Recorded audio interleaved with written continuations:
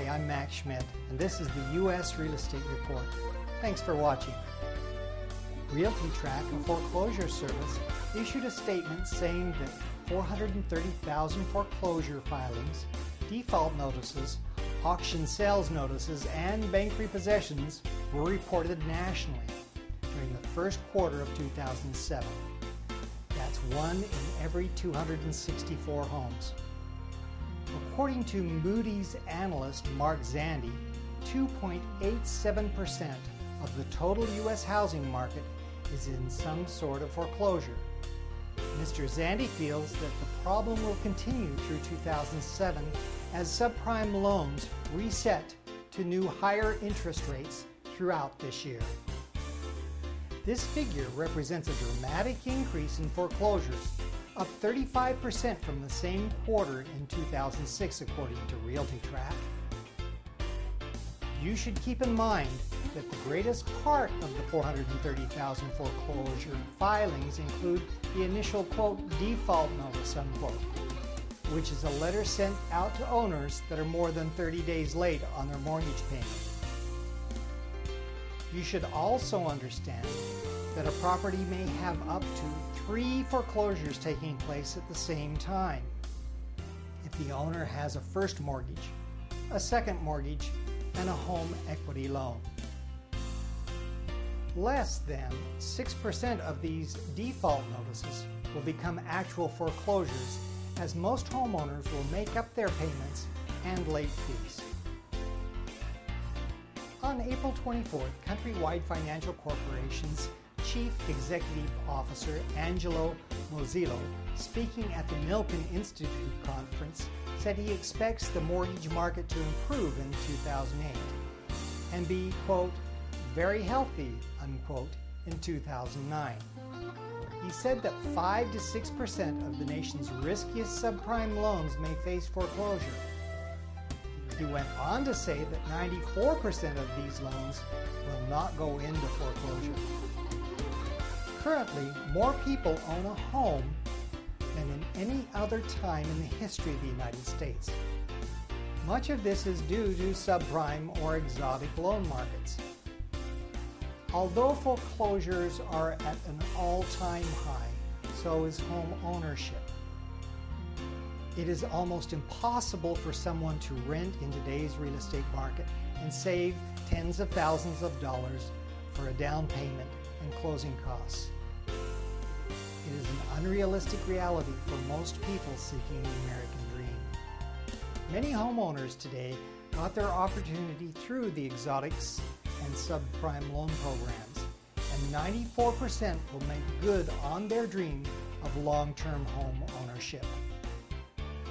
Looking at subprime mortgage companies that have gone bankrupt or are severely damaged by the market change, we need to keep in mind that we live in a free market society, and these companies chose to loan money at higher rates to these people. The investors in these assets chose to take the risk to receive the higher return. It just didn't work out for them. So in the end, we have 94 families that now own a piece of the American dream, and 6 mortgagors who didn't make it happen for whatever reason. Maybe some of these 6 were investors risking their credit on an appreciating real estate market. Are we to feel sorry for the short-term real estate investor taking the risks? Are we to feel sorry for the exotic mortgage company taking their calculated business risks? Are we to feel sorry for the stock and bond investor taking their risk for higher returns? Should we really be upset with 100 people that took out subprime and exotic mortgages because they didn't have the down payment? Right now, there is some movement in Congress to change the laws on loans. If successful, this might block future people from obtaining their American dream of home ownership. Mortgage companies have already tightened the restrictions on exotic loans and subprime loans. We don't need further legislation. And lastly, if no down payment loans are such a bad thing, then why have we as Americans allowed our brave veterans to receive them ever since World War II? No down and exotic loan programs are not a bad thing, as long as they are reasonably balanced with risk. Should investors have no down loan programs? Probably not. This alone may make a large dent in the 2.87% repossession rate that the mortgage companies are now crying about. We need to preserve every opportunity for our youth to obtain home ownership, whether the real estate market takes a small readjustment or not. On April 24th, the National Association of Realtors reported that the number of homes sold in the U.S. decreased by 8.4% from the 2006 figure.